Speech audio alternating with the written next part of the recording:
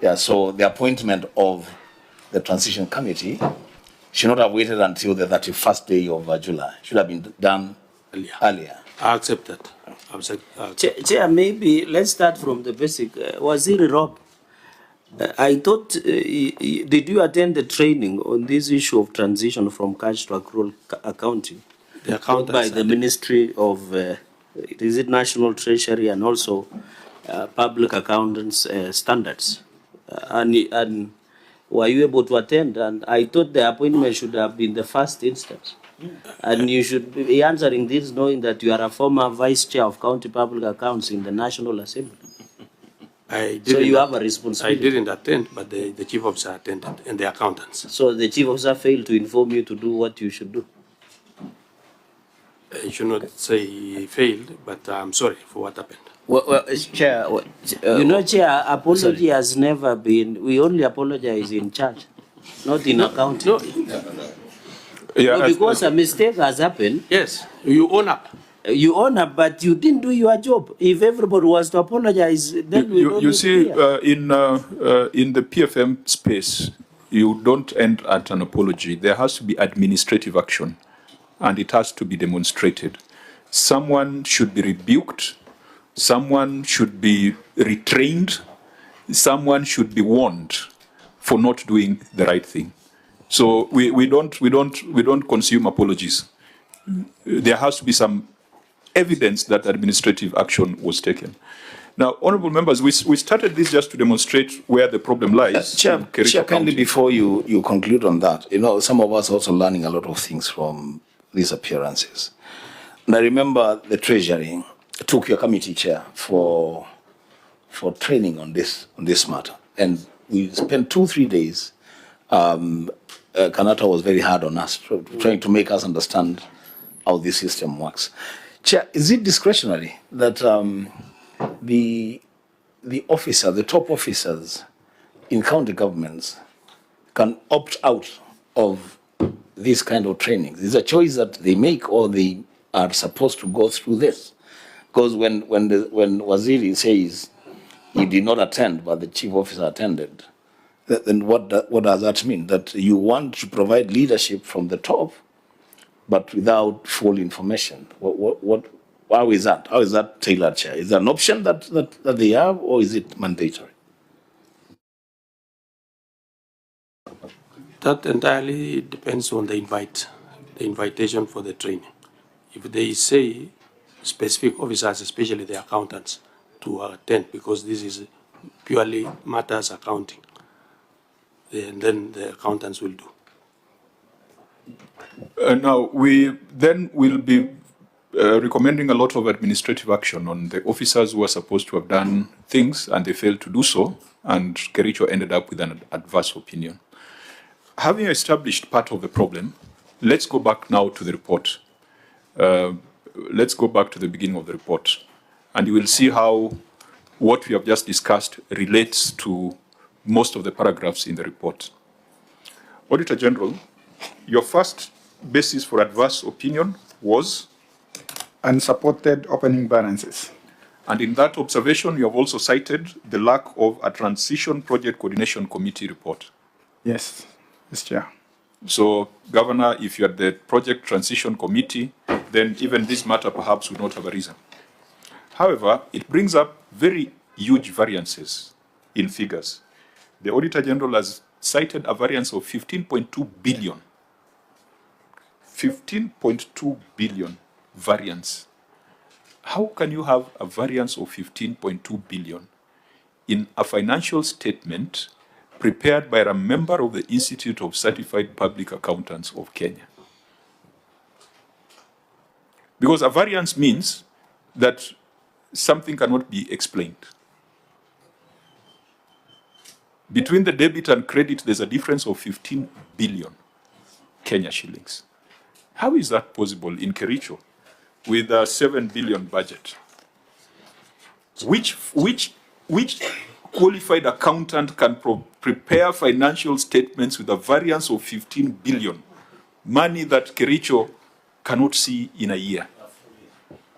Governor, does it bother you Yeah, it does, Chair, because honestly, when you talk about 15 billion, that's a whole budget of like 3 years of Kericho County, not just 1 year. Because we seem like 7 billion, 7, that's almost like 3. And so, what the accountants did informed me was that they, after the draft, they worked on the financial statements, but then it was already too late because the audit had closed at that time. No, let's call a spade. And we have been hard on governors because they are CEOs. But we must also pronounce ourselves on the officers who hide behind the governor to do things that are not useful to the county. The financial statement with a variance of 15.2 billion has been signed by 2 CPAs, CPA Dr. George Kirer and CPA Fernandez Korir. And their ISPAC numbers are presented there. They are not prepared by a T-plucker. They are prepared by professionals.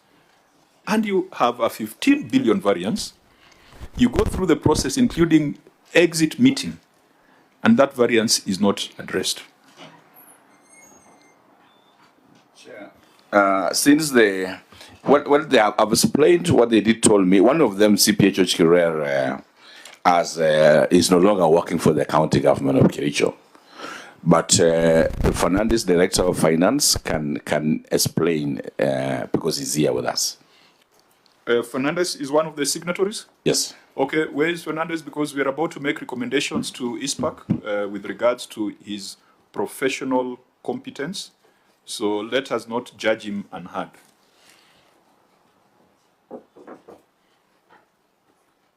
Thank you, Honorable Chair and Honorable Members. This variance of 15 billion arose, and we've captured this in the committee, the Transition Committee report, that it relates to, over time, the county government has been doing acquisition of assets since inception. This was a transition period where we are transitioning from cash. Initially, this amount was never disclosed, and this informed why the government of Kenya transitioned from cash basis so that assets and liabilities are visible. The 15 billion relates to acquisitions which were done by the county government over the years since since the inception of devolution. However, since we were required to transition over a 3-year period, year 1, phase 1, it wasn't mandatory for us to disclose the PPE. However, that is property, plant and equipment. However, we were required to identify by way of assets so that it informs how I think you are describing the trees. We want a description of the forest.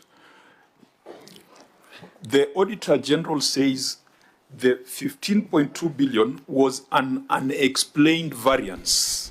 Unexplained. I mean, you are not supposed to explain it to the senators. You are supposed to explain it to the satisfaction of the auditors who are your professional colleagues. This is not that opportunity. In fact, this is, right now, you should just be telling us why we should not refer you to ISPAC for disciplinary action and why we should not declare you unfit to hold that office. That explanation you are giving ought to have been given to the Auditor General so that it does not form part of this report. Auditor General, did the gentleman explain, say those things that he's saying? No, Chair. And whatever he's saying, does it satisfy you as a professional? Okay, thank you, Chair. One of the reasons we have this variance again is because they failed to have that committee, which should have advised them that they were not supposed to report on PPEs. The transition, if they took the phase transition, they should have not reported on the property, plant, and equipment. But now that they reported it, the variances arose. So,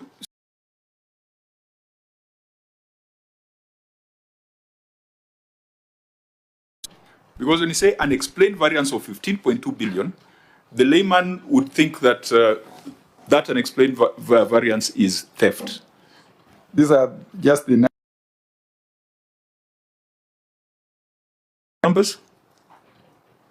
as you've correctly said, is the accountant, the preparer of the financial statements. The preparer of the financial statements. So we will make appropriate recommendations on the competence and suitability to hold public office on the part of those preparers of financial statements. Senator Wambua. I'm happy. I heard the governor saying that he has benefited from committees of the Senate, and there's an opportunity here, Governor, to also benefit again. You know, to the person in Kericho, when they see a variance of 15 billion, as the chair has alluded, it's money that has been stolen. That's what they think, and they are right to think that way. You see, the person, Governor, and initially I saw you are very annoyed, now you are not. You know, the person that you should be really be very annoyed with is a person who occasions such a thing. Because once it's out there, you may not have the opportunity to talk to every person in Kericho and explain to them, you know, this money is just about accounting, it's not money being lost. Once the word is out there, to control it becomes a problem. So you should be very annoyed with the people who occasion certain things. Secondly, Chair, I'm wondering, you know, now we are dealing with more or less implementation status of our recommendations. So instead of your man in charge of accounts telling us a lot of stories, he should be telling us what steps have been taken from the time we made our recommendations to date. What has he done to make sure that this has been addressed? I think that's my submission, Chair. I think the last part of your submission is extremely valid. We had started by looking at things broadly, but we now need to go back to the specific responses that they put on record, on the action that they are taking. So maybe we might need to, you might need, Governor, to refer us to the part where you have responded to issue number 1 on unsupported opening balances, because that is the procedural thing to do, to process your written responses. I was just trying to illustrate to you where your problems lie, and maybe the reasons why you may have gotten an adverse opinion, and I hope you have started seeing it clearly. So where is your response to issue number 1? Chairman, I can read through the response. Honourable members, do you have it? Unsupported Opening balances in volume number 1. opening balances. Yeah.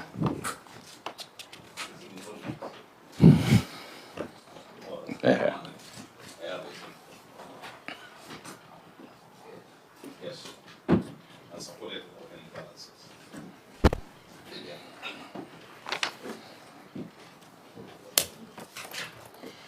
Now, honourable members, do we take note of the response? Because I can see it's a full page. And then if there's any query, we can question. Because if he reads his response to all the matters, we will not be able to cover much ground by 2:30. I will get it, Chair. Yeah. So Governor, having glanced through your response, your actions are not smart on this matter. They are not very specific, they are not measurable, but most importantly, they're not time-bound. If you go to your last paragraph, where you are requesting the committee to do something, can you just read it? We therefore request the Honourable Committee to note that the variance arose from assets and liabilities that were still under verification and validation during the audit period, and not from any loss, omission, or reason of county assets. The exercise is ongoing and will be concluded to facilitate complete and accurate reporting in subsequent financial statements. So the time, what is the timing for your action? Auditor General, this is corrected in the next financial statements, or it can be corrected midway. Thank you. any inaccuracies in the Auditor General's report can only be corrected as a prior year adjustment in the subsequent financial year. So we can take that as an action that needs to be taken. Yes, Chair. However, we will also make recommendations on administrative action on the officers who held professional responsibility on this matter. And perhaps we'll also give you timelines for that administrative action, maybe 30, 60 days, and then you'll come back to confirm that that action was taken. Okay. Honorable members, any other question on the response here? We can proceed to the next matter. Oh, Chair, can the governor just confirm that the committee is already in place? Yeah, Honorable And that Chair. things are happening. Thank you, through the chair. Yes, I can confirm, Honorable Senator, that the committee is in place, and we are beginning next week. There's an entry for the audit, and all these things will be corrected. Okay, so we can then proceed to inaccuracy of use of goods and services. Auditor General, describe your finding, which the House adopted. Thank you, Chair. The inaccuracy of use of goods and services. The statement of financial performance and as disclosed in Note 10, the financial statements reflects use of goods and services amounting to 2,171,715,000. However, the amount includes various expenditure items totaling 174,583,661, which differs with the supporting general ledgers that amounts totaling 172,521,661, resulting in an experienced variance of 2,062,000 as shown below. Thank you, Chair. Governor, what was the response? Acknowledges the audit observation and clarifies that the variance of Kenya shillings 2,062,000 arose from misclassifications. The anomaly was rectified through the appropriate general entries. The relevant ledgers updated and journals are provided in Annex 2. Auditor General, have you scrutinized Annex 2 and does it respond to the variances? Chair, as Adi said, these corrections cannot be made here. It can only be done in the subsequent year. Okay. Yes. Will only reflect when you close the year. Thank you, Chair. So we keep that in view and Yes, direct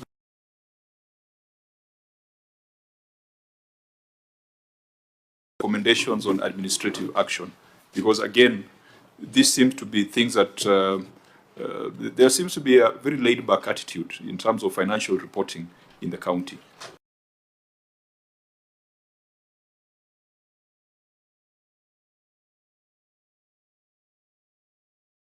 Million. Proceed. Thank you, Chair. Inaccuracy of employee costs.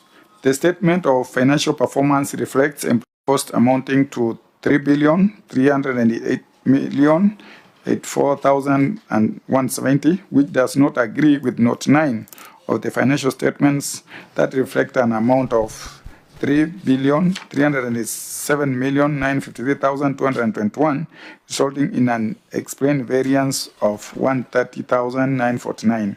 Further, the amount reported in the statement of financial performance differs with payroll and supporting schedules for employee costs totaling 3,335,801,370, resulting in an explained variance of 52,282,800. Thank you, Chair. Governor? Yeah, Honorable Chairman, management acknowledges the auditor's observation in relation to the variance. The statement, I'm just trying to pick out this one. This is, oh yeah, management acknowledges the auditor's observation in relation to the variance of Kenya shillings 130,949. This was a posting error in the notes to the financial statements. However, the entry in Note 9 will be corrected in the subsequent financial statements. Further, the management acknowledges the auditor's observation on variance of Kenya shillings 52,282,800. This was paid outside payroll, and it relates to payment of stipends to 1,642 community health promoter CIP for the year under review. Attached is the list of CIPs and payment forgeries for verification as Annex 3. Auditor General? Thank you, Chair. The inaccuracies has also not been addressed, and maybe in future, maybe the county should ensure that all these allowances are paid through the payroll. Thank you. Governor, this explanation you're giving contradicts issue number 17 in this report, because you have a finding on unsupported stipend to community health practitioners. And the amounts are completely different, 87 million, 33 million, 54 million. Maybe we need to pause a bit and find out how you are paying your CHPs and tie that response to the other. Auditor, can you read your other finding on CHPs? Number 17. Question number? It was 17 in the original certificate. Thank you, Chair. Unsupported management health team and the community health partners stipend account expenditure. The statement of financial performance reflects total expenses amounting to 6,163,967,157. The amount includes 54,281,000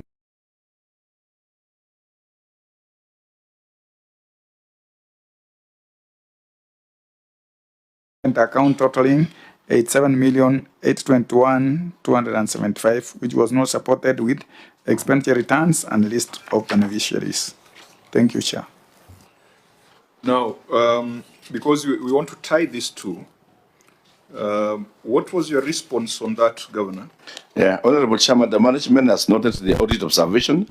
The management needs to clarify that the total amount to Kericho County Health Management Team, HSSF and CIB stipend account is Kenya shillings 54,281,275, comprising of Kenya shillings 52,282,800 for CHB stipend and Kenya shillings 1,988,475 for user fee for new dispensaries, and not 87,821,275 as observed by the auditor.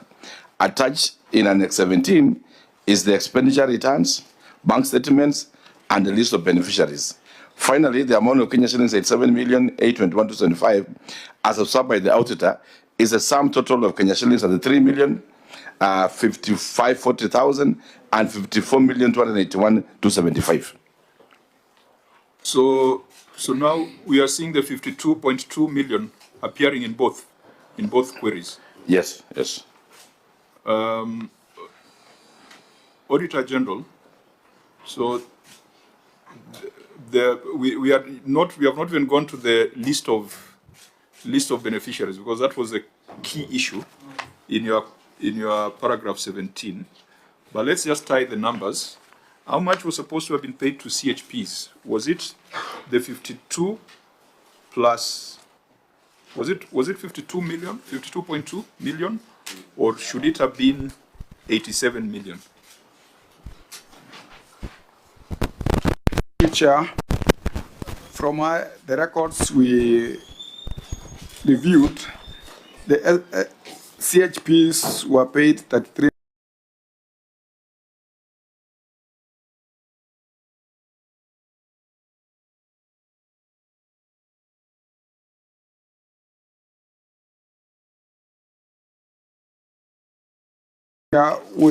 This was reviewed in IFMIS, but it could not be traced in the financial statements. Thank you, Chair.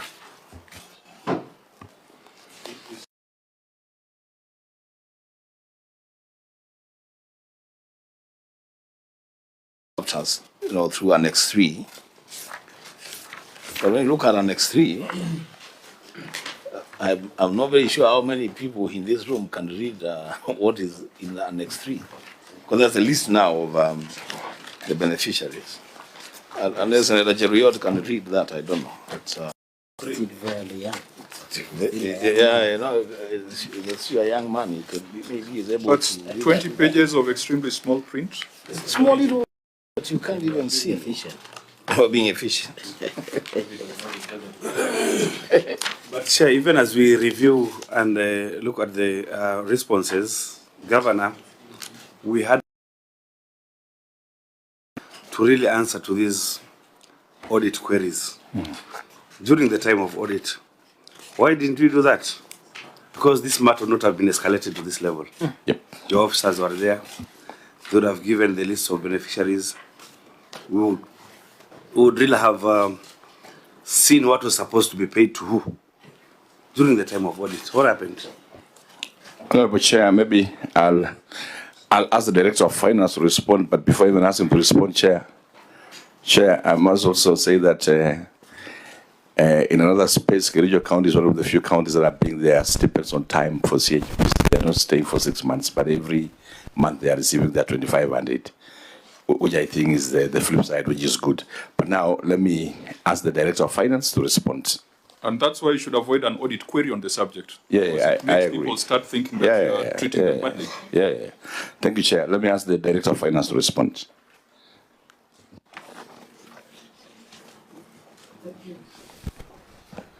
Thank you, Honorable Chair. It is true, Kericho County, we paid 52 million relating to stipend for CHP workers. In Annex 3, we've attached the supporting payment vouchers, for one for 33 million and one for 18,742,000, totaling the 52 million, which you've disclosed there, and which were not processed in the integrated payroll management system. The CHPs were paid outside the integrated payroll management system. That is not the question. The question is they were paid outside IFMIS and the lists were there. Why were they not given for verification during the time of audit, contrary to section 62 of Public Audit Act?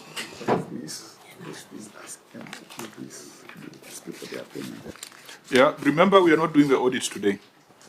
The audit was done. There was an opportunity before 30th of March to respond. That opportunity was not utilized. So right now, we are taking it that what the Auditor General has said is true. Thank you, Honorable Chair. This query arose at the draft management draft report level. It was not in the management letter, and that is a period when the auditors were still on the ground. And when it appeared at the draft stage, we responded and attached this supporting documentation. However, these responses were late and they were not considered, and that is why even it's affected the report and it gave us that. Everything you have said collapses on the last statement that they were late. You said that these responses were late and were not considered, isn't it? Because the Auditor General also has constitutional timelines.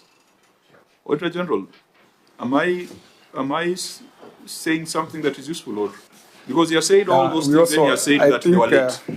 I think the courts gave direction on when the Auditor General should report on the financial statements, which is 31st of December of every year. So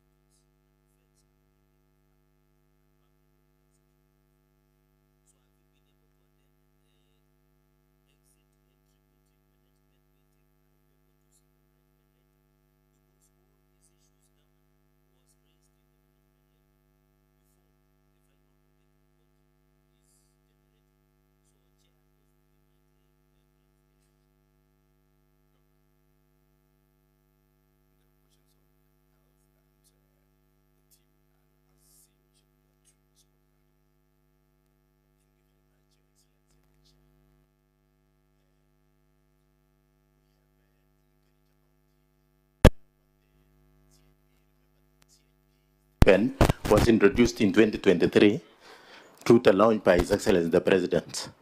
and the county signed agreement between there was an agreement between the counties and the national government, where the county government was supposed to open a special purpose account, specifically for CIPs. So when the money is processed from IFMIS, we process the CIP stipends into a special purpose account. From the special purpose account, we transfer we did not see the need to open another account for paying the salaries. So we used an existing account called the CHMD account. In that CHMD account, as CPA Fernandez have said, we processed 52 million into that account. The balance of 1.9 million is nothing related to the CIPs, but these are monies that we transfer to new dispensaries who do not have the accounts. Remember, in Kericho County, we have opened around 16 new dispensaries. So we use the same account to pay the dispensaries, that is salaries that are used for watchman and maybe a cleaner. So the actual amount for CIPs is 52 million.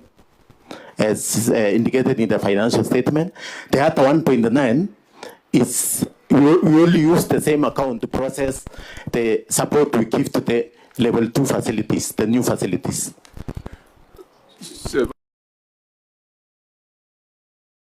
He's asking for justification for late submission of the documents for. That seems to be the problem. Yes. The story,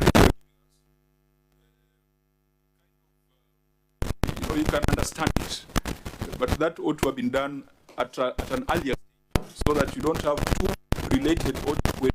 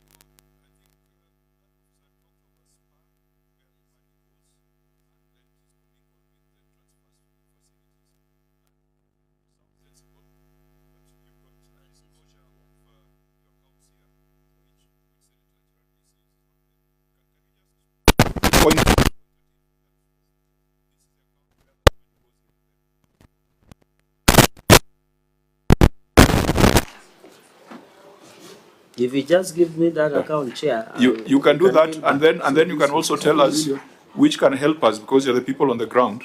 Is it viable to pay CHPs through the system where everyone else is paid? Is it practical? Maybe, Chair, before CEO responds to Chair Rigathi, through you, Chair, my honest observation, number one, is that the conditional grants that come to the county governments, you know, there is a process. There's a county public service board that employ all the staff of county governments, which is an independent board. In this matter, the CHPs are not employed through the county